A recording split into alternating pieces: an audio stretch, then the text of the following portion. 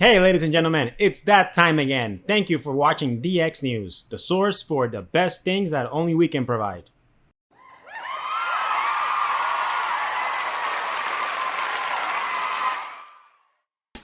So starting off with our DX News today.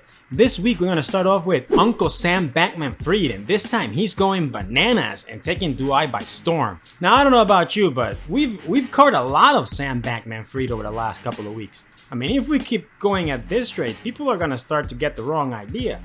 And no, and it's not that we're sponsored or have some sort of crush. So the purpose of us talking about Uncle Sam this week is not that he's buying shit bankrupt crypto company. It's that he's actually the first exchange to get full approval in the Golden Desert. That's right, FTX just became the first exchange to receive full regulatory approval in the most overpriced city in the world. And I'm not talking about LA, I mean Dubai. On July 29, FTX received something called the MVP badge. And it's not that he's become the Michael Jordan of crypto, although he's got some really good moves lately. Scratch the Michael Jordan joke. No. MVP, in Sam's case, means minimum viable product. We think it's a compliment somehow? This is the first exchange under the virtual asset license to operate in Dubai. Now, while Uncle Sammy might be a questionable figure who could really maybe like Ponzi schemes, we cannot deny the fact that this step is a positive thing for crypto overall. And here's the best news out of it. It's not fucking Coinbase getting this approval. So, no Coinbase, we're relieved. No Coinbase, no problem. And this is what Sam Bankman had to say about the approval. And this is what Sam Bankman had to say about this approval.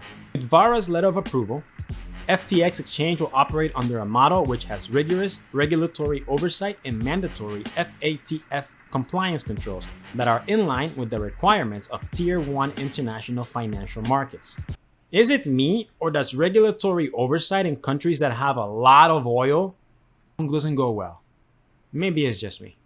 Now, if you weren't really too quick to understand what Sam was saying, neither were we, so don't make yourself feel bad about it.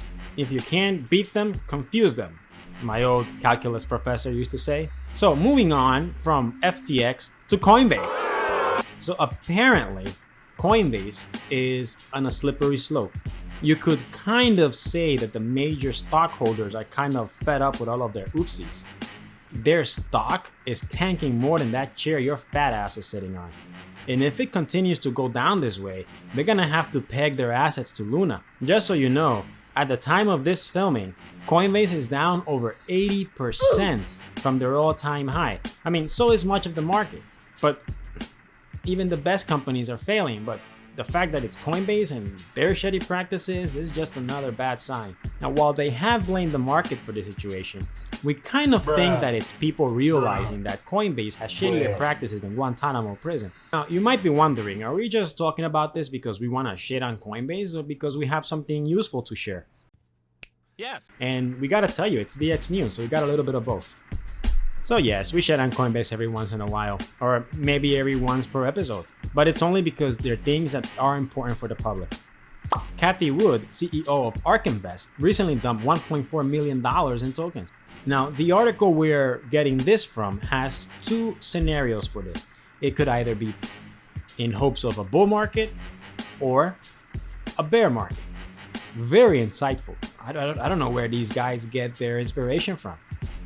Now, we're not really getting to the whole situation about the Coinbase stock because this is DX News and it's more crypto related, but we do want to tell you that we are actually rooting for Coinbase here because let's not forget, they are a necessary evil, really, much like Thanos or alcohol. Speaking of which.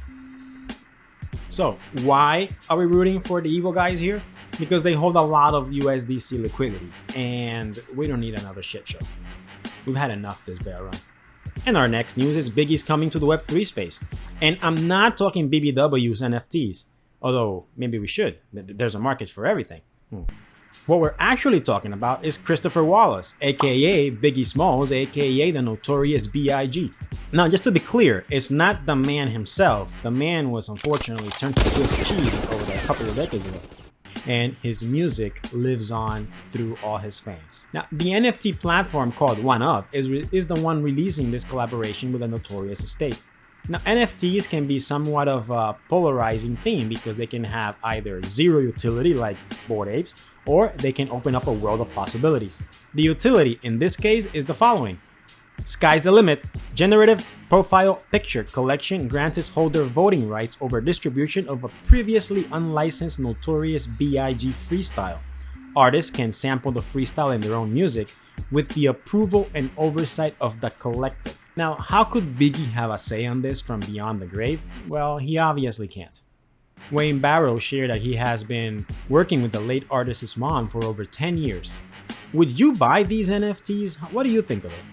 I mean, they do seem to have a little more utility than the average JPEG you collect. So an unlicensed freestyle that can be used through an NFT from one of the most influential and missed artists of a generation. Let me think about that one. Now, while you think, let me tell you that the secondary market is a place you'll be able to get them because they are sold out.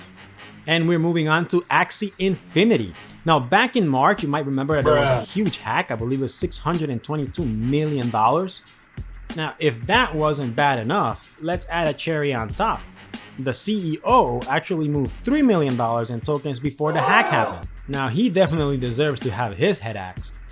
Bloomberg published an on-chain analysis that showed that a wallet controlled by Sky Marvis CEO and co-founder Mugen from Axie Infinity moved $3 million worth of tokens. Now, and this was from the Ronin network to the Binance exchange. So here's what the representative of the CEO had to say through a statement. At the time, we, Sky Mavis, understood that our position and options would be better the more access we had on Binance, she said. This would give us the flexibility to pursue different options for securing the loan's capital required. Now, after they said the accusations are baseless, Trung came up, Trung, not Trump, even though they rhyme. Suspicious. After saying the accusations are baseless, Trung came out on Twitter with the following statement. As many of you know, I prefer to operate behind the scenes, but there is a story that dropped today I want to address with the community personally. When the founding team discovered the security breach, we were in close contact with Binance to discuss the closing of the bridge and how to ensure user funds would be restored as soon as possible. This discussion included the fact that Sky Mavis would provide liquidity while we worked on a full backing of the bridge. The founding team chose to transfer it from my wallet to ensure that short sellers who track official Axie wallets would not be able to front-run the news. This story includes speculation of insider trading. These accusations are baseless and false. In fact, the founding team even deposited $7.5 million from a known Axie multi-sig wallet to Ronin network prior to the bridge closing to avoid triggering any short sellers watching. Wow, that's a lot. Does it all sound reasonable to you? So basically they provided liquidity to Binance while trying to save the game from a massive hack. Is that what you think happened? Really, I'm asking you here. Could there be any other reason? Feel free to share in the comments your thoughts. Or feel free to share your thoughts in the comments. Sometimes I do like Yoda style talking and it comes off. Wow, can you believe it? We're at the end of this episode. Guys, I have nothing left to say to you but to keep an eye out on the Blockchain Futures Conference next month. Scratch that. Next week. We're finally here in August. So you know there's only gangsters are going to be speaking in that conference. Amongst them, Vitalik Buterin and our very own Hash and a whole bunch of other people that aren't as important. And before we say goodbye, I want to give a little spotlight to our KYC provider, Uni Presales. They've done over 170 KYCs and a very slow number, only 3 of them, have resulted to come out and actually scam. This is a great way to build trust amongst the users. We congratulate you. And one final show before I go, we got revamped staking coming out, the new NFT Brawlers games which will be unveiled in the Blockchain Futures Conference among some of the biggest players in the crypto industry. Now, if this does not make it a good moment to buy sale tokens, I don't know what you're waiting for. Anyway, don't take it as financial advice, it's your money, but as always, please, please, please do your own research.